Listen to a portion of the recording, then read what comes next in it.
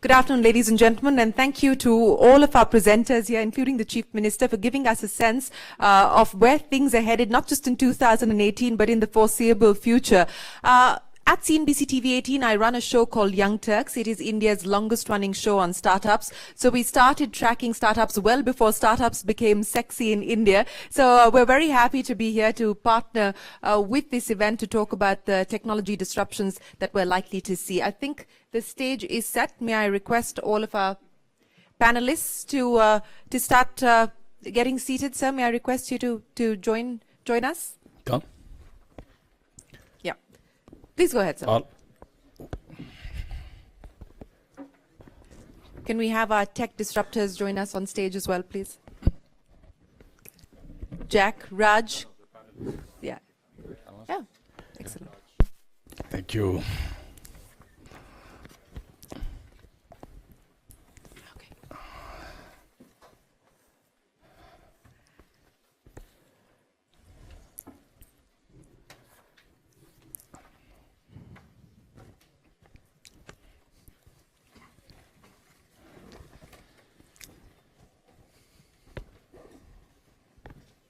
Thank you.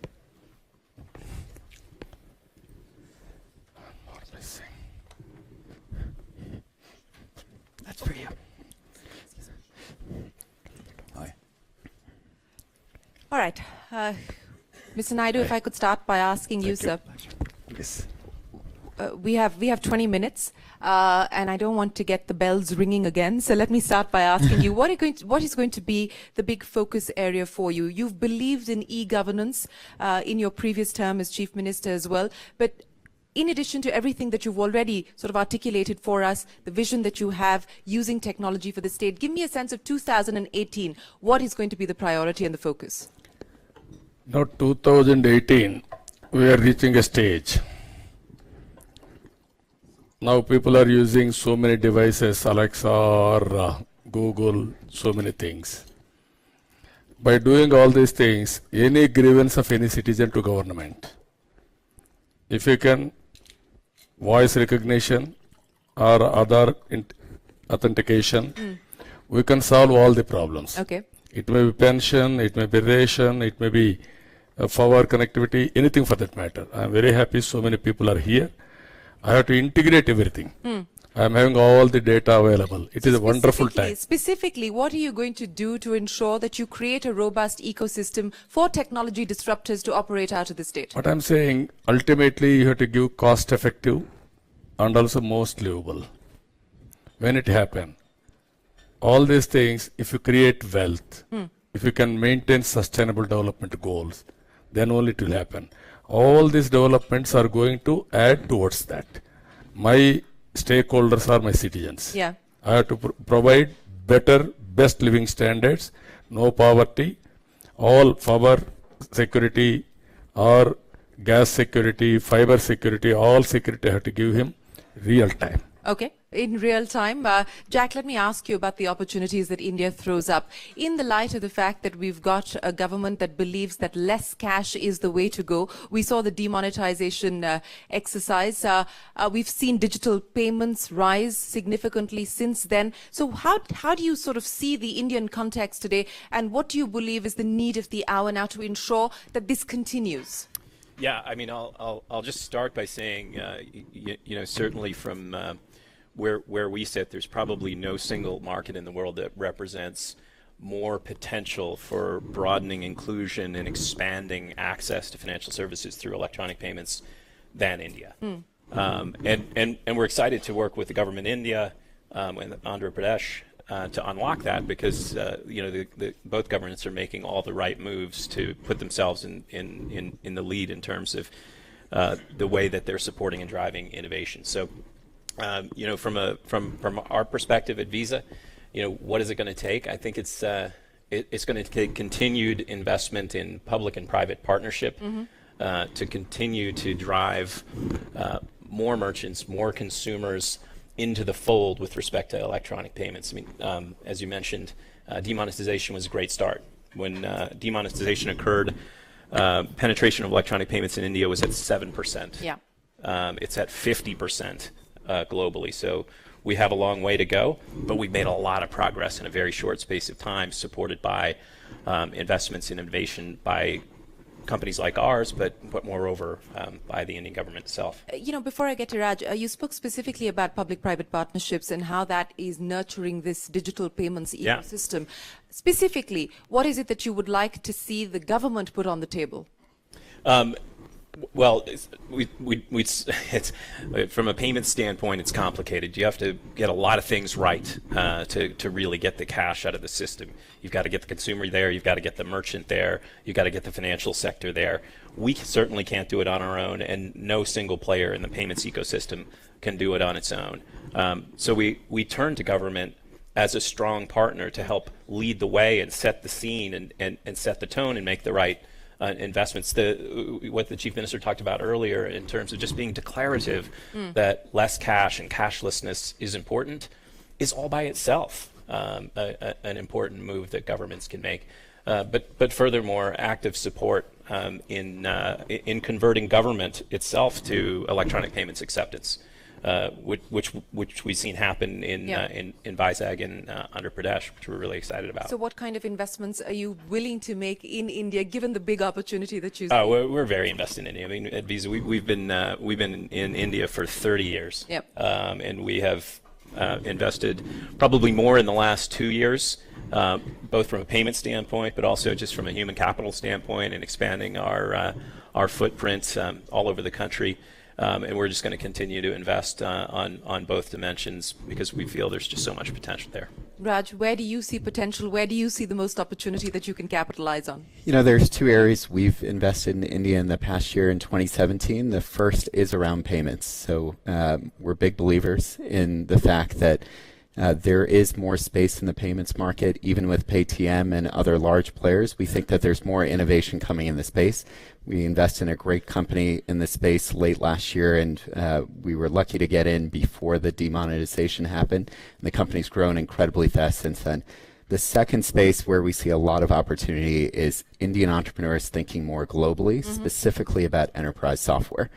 We're invested in a company where the development and most of the engineers are in India. They have a front end in the US, which is important from a sales perspective, but we think this is a huge opportunity. And as India grows, I think India has the ability to adopt some of the Israeli model and some of the China model. And China, where it's been a lot about local consumers, and as Indian consumers pass, $10,000 in GDP per capita, we think that's very exciting.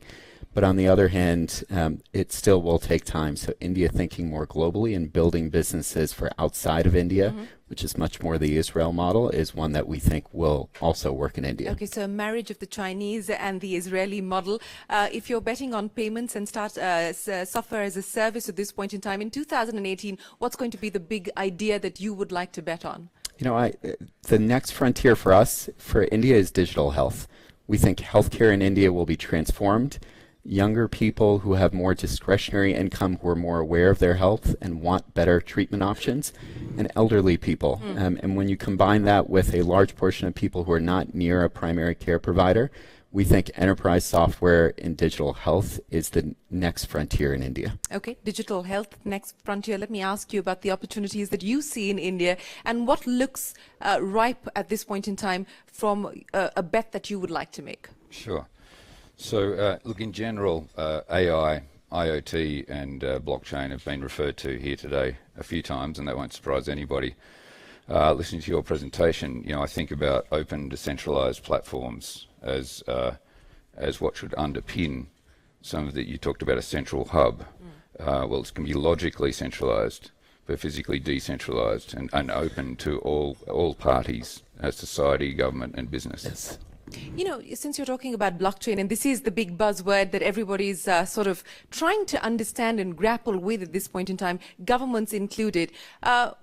In India, and I think this is something that governments around the world are dealing with, how do you treat cryptocurrencies? What do you do with Bitcoin, for instance? And I think this is a conversation that currently is consuming the Indian government as well. It's not legal tender, but then do you regulate it? Do you allow it to happen? Where do you see the future for cryptocurrencies and for things like Bitcoin? Sure, okay, that's a very good question. So let's talk about a Bitcoin as a first generation blockchain protocol. And it was designed, it's a fantastic invention.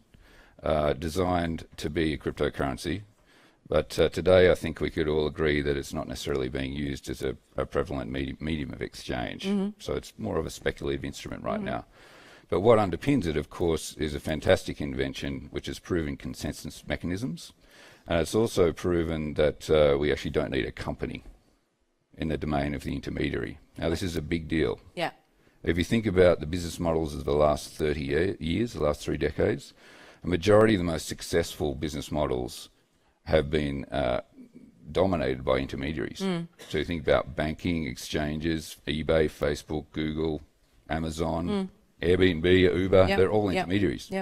Blockchain eats intermediaries for breakfast. So it sounds like a very outlandish statement to say that the new economy darlings are now the most vulnerable organizations on the planet, but that's true. That's trillions of dollars of value that's migrating to decentralized systems where there will be no company.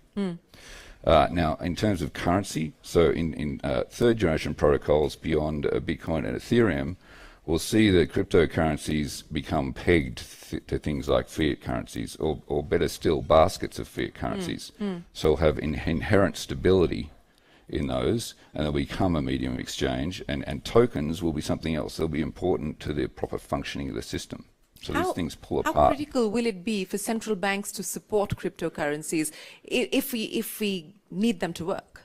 Well, they will, and in fact, a number of central banks already have been exploring for quite some time issuing crypto-based fiat, which of course would be a form of pegged. A couple of Western economy governments have been concerned about the demise of cash in their society. Yes. So we had another GFC or a worse event, then cash is often, or money is existing on bank-issued plastic. So if financial institutions cease to exist, there would be no money. So central banks are realizing that they need to have an alternative to cash, which is not dependent upon banks. So given the fact that you see the activity in the Bitcoin, especially at this point in time, is largely speculative, do you believe that we're headed for a bust? I think that I've been saying that Bitcoin is not the main game. Yeah. The main game is decentralized open platforms where entire industries are transformed. So we're working on a diamond platform at the moment, a ticketing platform, transportation. These are pan-industry platforms, and they account for far greater opportunity and value than basically Bitcoin is 3 or 4 columns on a spreadsheet, an address, a balance, access control script. Fantastic invention.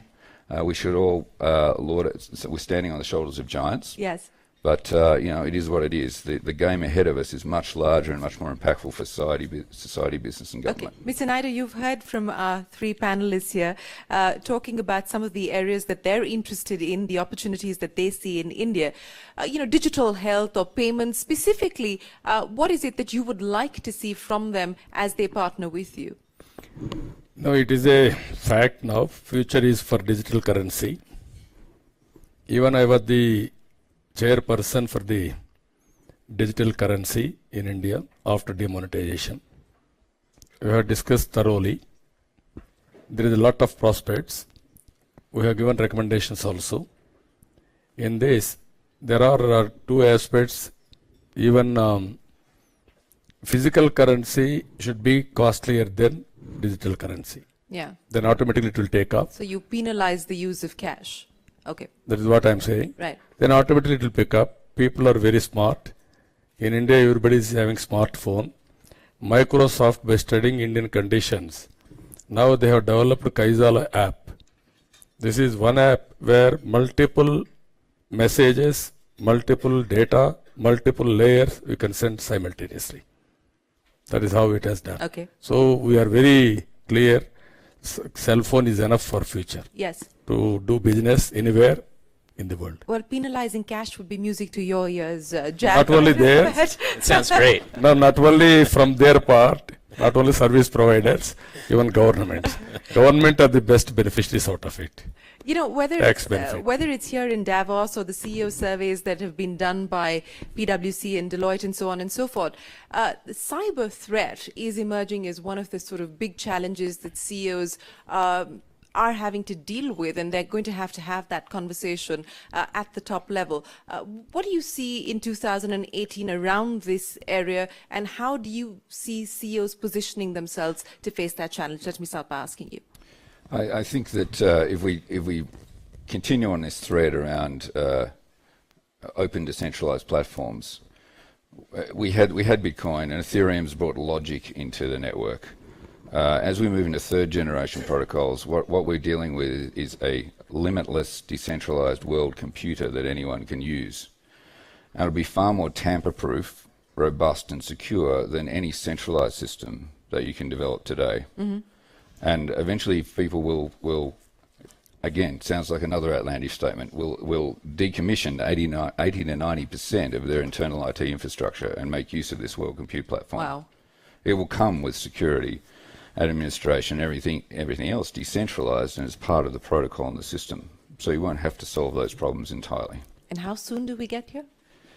Well, we'll see these next generation protocols emerge mid this year to second half of this year. This is the paradigm shift is about to be upon us. This false sense of security that we've been lulled into by Are people current prepared protocols. for this paradigm shift that you're talking about? Not at all, no. So there's huge opportunity there for those who are willing to get ahead of the curve. Raj, just picking up on the paradigm shift that we just heard, what do you think is the thinking at this point in time? Because it's interesting, Deloitte put out a Future Ready report, and it's interesting to see that the Indian CEOs were the least optimistic of the benefits of embracing Industry 4.0, because they believe that it will impact jobs and it will then create social upheaval and so on and so forth. How do you see the impact of these new disruptive technologies on job creation, on emerging markets like India? I think that it's a very important question for all of us to answer as technologists and investors, and I'd commend the Chief Minister. I think he's done a great job in terms of figuring out how to make technology and innovation much more inclusive.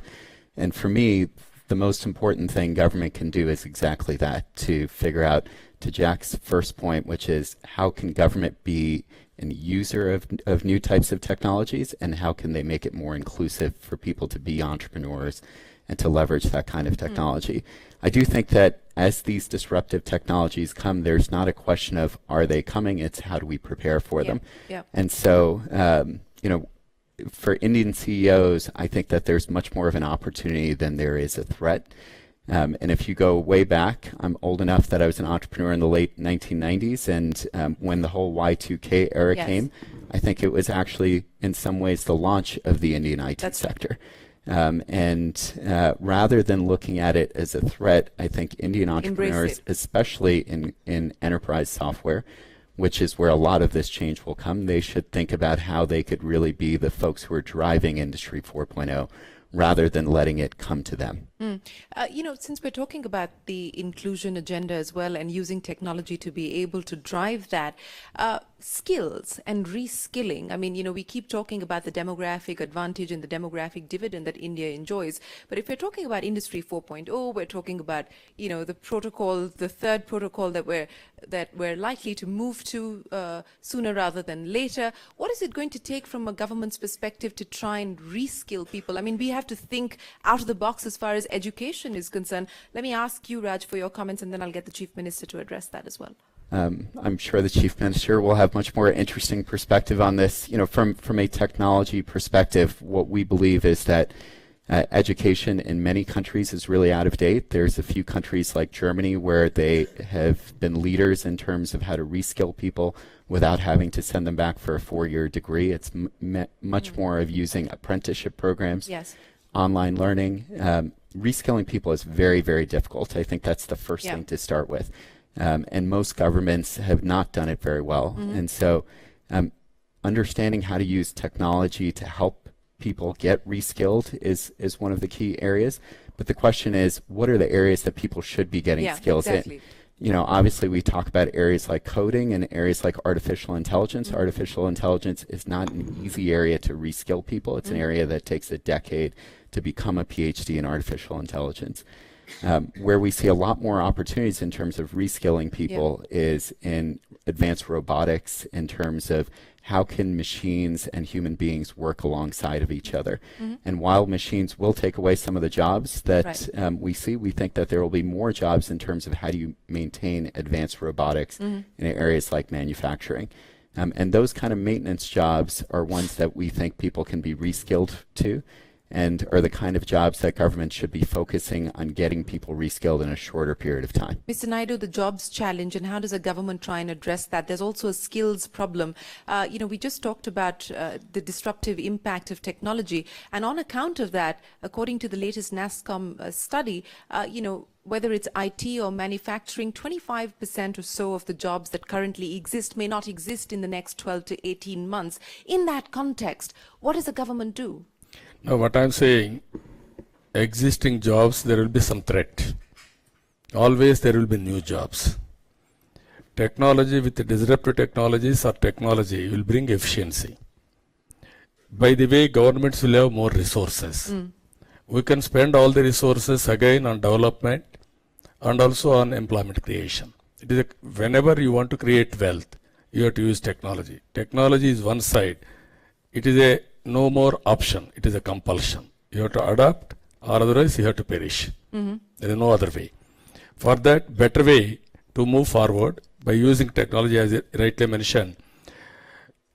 Important subjects just like artificial intelligence, all these things, it is a technical subject, it will take some time. But Today, are you starting to incorporate that, for instance, we are doing that. system? What we are doing that. Even now, blockchain technology, I am searching wherever there are courses. Recently, I started FinTech. These are all the new technologies. Originally, I used to promote IT. Now, latest technologies we are promoting now. Cyber security, all these things. What I wanted to impress upon everybody here, one is school education, college education, that is one, skill development, and also continuous learning lifelong. Lifelong learning is a must for future. If you learn something, I won't take a cell phone, you are outdated, you will have a problem. You have to learn how to operate cell phone. Yes. You need not be specialist. Today, if you see 10 years back or 20 years back, nobody has gone for management courses. Now, every course, management course is a must. Tomorrow, I am telling you, technology course is a must. That is how things are changing. Well, one has to adapt it. We will need relevant skills. The question is what those skills need to be for the future. Yes. I think that's what people are grappling with. Jack, I think we're pretty much coming to the end of our time. So let me ask you, the big disruptive idea that you believe we'll see play out in 2018, the biggest risk that you foresee as well for 2018? Wow, the biggest disruptive idea in general? Yeah. Or in payments? Payments, since that's what you focus on. Look, the blockchain stuff that we talked about earlier is it's an important consideration. It comes up all the time as a potential big disruptive element. You're smiling. In consumer payments. And we should all consider it and be thinking about it in the future. It's not here yet. So that's probably not a 2018. I don't necessarily foresee India or a lot of other countries jumping into fiat issuance of cryptocurrency. So in the here and the now, I think we can actually embrace the technologies that already exist. Perhaps they're no longer disruptive, but the mobile connectivity that exists that has been so under-leveraged so far, we can do so much more with to drive more efficiency and more inclusion into society. So that's what we're going to be concentrating on over the next year. We'll obviously be working on and thinking about back in our labs in the background how we leverage things like cryptocurrency and blockchain. And in terms of risk, I think the risk is in action. I mean that is the biggest. I don't think there are a lot of really significant risks that can get in the way of the kind of progress that I am talking about making, other than we ourselves not taking it upon ourselves to partner. So what's the innovation mantra at Visa currently? Do you acquire to innovate, or how do you grapple with the innovation challenge? We very much see ourselves as a technology platform. We are an infrastructure platform that invites the world to come and innovate on top of us. So we're constantly trying to make ourselves easy and accessible. We work with fintech companies, we work with large companies and small companies, and we create services that power payments, throughout the world in that way. So that's very much our mantra and the approach that we take to innovation. And where would India be in your pecking order of countries of strategic importance? Well, it depends on which other countries are listening to the live stream. No, it's certainly in terms of potential for growth. It's right up there, top 1 or 2. Okay, great. Raj? I would just say I think India has massive scale, and it's really at an inflection point. We're really excited to be investing in Indian tech entrepreneurs. I've been to Andhra Pradesh once a long time ago for a different kind of pilgrimage, and I'd love to go back. And how soon are you making that visit? We've invested in several states in India so far. We haven't yet in Andhra, but it's a phenomenal state and one that we hope to be more involved in the future. The big risk that you're going to be watching out for in 2018? I think the biggest risk, I think Jack's point is a good one on inaction. I think the other risk that I see is over-exuberance, that people believe that artificial intelligence, that blockchain, that these things are going to change the world tomorrow, and when they don't, and they, as expected, take a little bit longer, that we start to believe that they're not coming. And to me, that's the biggest risk.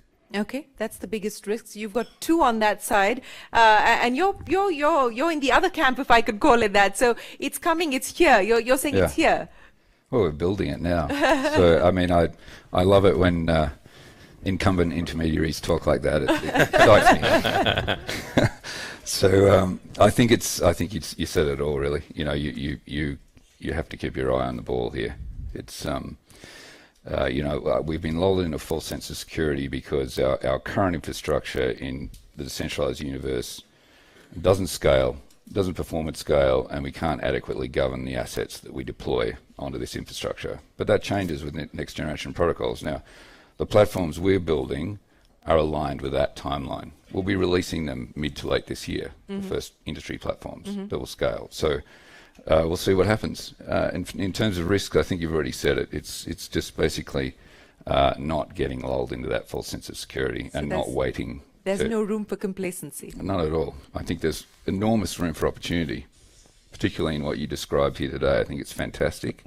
And I think how soon are you going to be making your India pilgrimage? I think I'd love to work with you on this. I think it increases participation in the global economy. That trillions of dollars of value I was talking about before is reapportioned across society, not just corporations. We've already established there's no company. Yes. So where does that value go? Well, it goes to people, goes to society. Excellent. So let me end then by asking you, sir. I'm very clear. All global players are here in different walks of life. We need all their support. Andhra Pradesh will be a pilot project. You can do all your demos there. I'm requesting experiment in Andhra Pradesh. That's exactly what you're trying to say. Experiment in Andhra Pradesh and scale it globally. First, you come to Andhra Pradesh and go for globally. We are available for you. All 6 companies, innovative companies, startup companies. I already instructed my people. They will be in touch with you. They are after you now. Now we have to make it reality. I will be very happy for that. And also all our friends here, new technologies, even blockchain, fintech, even tomorrow cyber security, so many angles. We have to work it out. We have to prepare global citizens to adopt all these technologies. So I'm very happy. Everybody will join together. We will promote future technologies for benefit of the global citizens. Well, we hope that that mandate that you've just articulated for us is in fact realized, and we see the 3 of them who've talked about the opportunities that India presents continue to incrementally invest in India and make their India pilgrimage as well. And Andhra Pradesh positioning itself as the incubator for interesting and disruptive experiments. So welcome to Andhra Pradesh and welcome to India, and thank you very much for joining us here on this very special panel discussion. Appreciate your time. Thank you very much. Thank you.